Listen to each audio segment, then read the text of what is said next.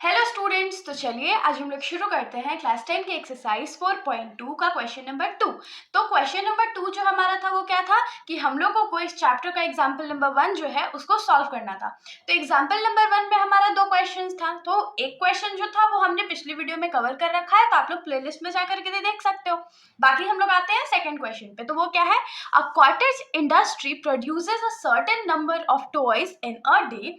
The cost of production of each toy was found to be 55 minus the number of toys produced in a day. On a particular day, the total cost of production was rupees 750. We would like to find out the number of toys produced on that day. तो इस question में हम लोगों को क्या बोला गया है कि एक कॉटेज इंडस्ट्री है जहां पर टॉयज की मैन्युफैक्चरिंग की जाती है।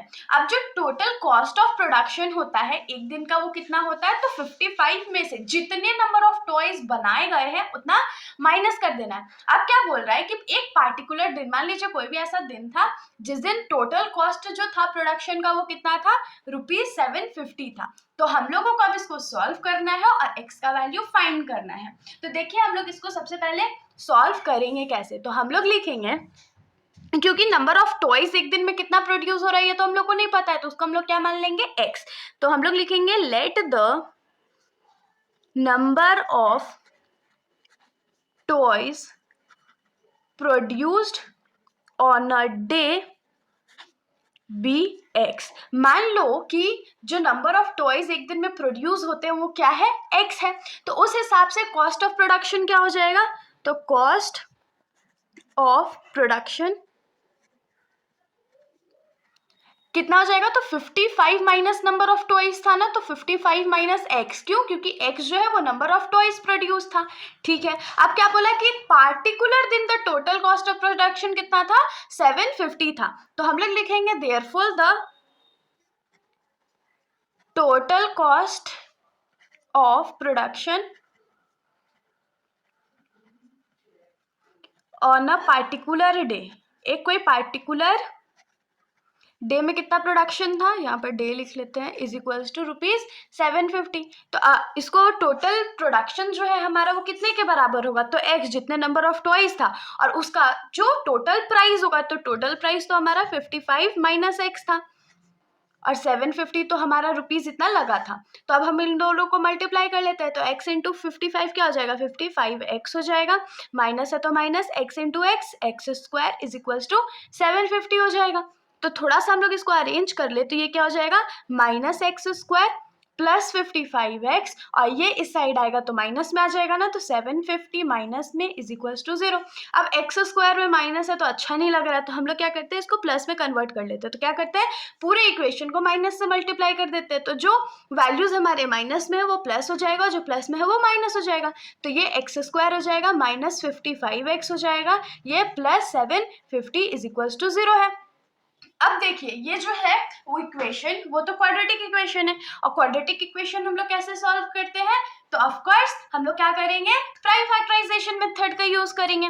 तो चलिए 750 को हम लोग प्राइम फैक्टराइज करते हैं। तो 750 को क्यों प्राइम फैक्टराइज कर ले, क्योंकि ये हमारा कांस्टेंट टर्म है और एक्स स्क्वायर का कोएफिशिएंट 1 है, तो 1 इंटू 750 कितना होगा, 750 होगा। अब इसको हम लोग क्या करते हैं, प्राइम फैक्टराइज कर लेते हैं। तो 5 1 जा 5, 5 5 जा 25 और 1 0, फिर ये 5 के टेबल में जाएगा 30 टाइम्स में, फिर ये 3 के टेबल में जाएगा 10 टाइम्स में, फिर ये 2 के टेबल में जाएगा 5 टाइम्स में। और हम लोगों को चाहिए कितना, 55 चाहिए। तो फटाफट दिमाग लगाइए, हम लोग क्या करते हैं, देखिए 5 5 सा कितना होता है, 25 होता है, और 2 5 सा 10 इंटू 3 30। तो अगर हम लोग 30 में 25 को ऐड कर देंगे तो 55 आ जाएगा ना। लेकिन यहाँ डिफिकल्टी क्या है कि 55 जो है वो माइनस में है, तो हम लोग को प्लस करना था, तो 2 बार अगर माइनस ले ले तो वो प्लस हो जाएगा, इसीलिए ये माइनस माइनस प्लस होगा। तो यहाँ पर हम लोग क्या लिख सकते हैं, x square minus 30x minus 25x plus 750 is equals to 0। अब इन दोनों में से हम लोग कुछ कॉमन लेंगे, तो इन दोनों में हम लोग क्या कॉमन ले सकते हैं, तो x कॉमन ले सकते हैं। तो हमारे पास क्या बचेगा, x माइनस 30, और यहाँ इन दोनों में हम लोग क्या कॉमन लेंगे, तो 25 कॉमन लेंगे। तो 25 कॉमन लेंगे तो यहाँ पर हमारा x बचेगा, माइनस प्लस माइनस हो जाएगा, और 750 को जब हम लोग 25 से डिवाइड करेंगे तो हमारा 30 ही बचेगा। तो यहाँ पर से देखिए ये दोनों ब्रैकेट जो था हमारा सेम आ गया, मतलब हमने जो सॉल्यूशन है वो सही किया है। तो ये क्या हो जाएगा, x माइनस 30 एक ब्रैकेट ब्रैकेट में, x माइनस 25 एक ब्रैकेट में।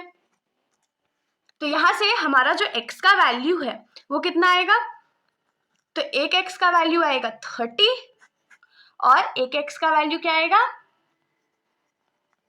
25। तो अब आप लोग सोच रहे होंगे कि जो x का वैल्यू है वो तो दो आ गया, नंबर ऑफ टॉयज जो प्रोड्यूस होंगे एक दिन में वो तो एक ही होगा ना। तो देखिए इसमें बहुत सिंपल सा लॉजिक है कि चाहे तो नंबर ऑफ टॉयज 30 था, चाहे तो नंबर ऑफ टॉयज 25 था। तो आप लोग लास्ट स्टेटमेंट क्या लिख सकते हो कि therefore the required number of toys produced on a day will be x। x था तो x के बदला चाहे 30 लिख लो चाहे 25 लिख लो और दोनों लिख करके आप लोगों को कॉमा दे देना है। तो इसके साथ हमारा ये जो सॉल्यूशन है यहीं पर खत्म हो जाता है। अगर आप लोगों को कोई भी डाउट हो तो आप लोग कमेंट सेक्शन में पूछ सकते हैं, वरना अगर आप लोगों को वीडियो अच्छी लगी हो तो वीडियो को लाइक कर दीजिएगा और मेरे चैनल को बिना सब्सक्राइब किए कहीं मत जाइएगा। Thank you.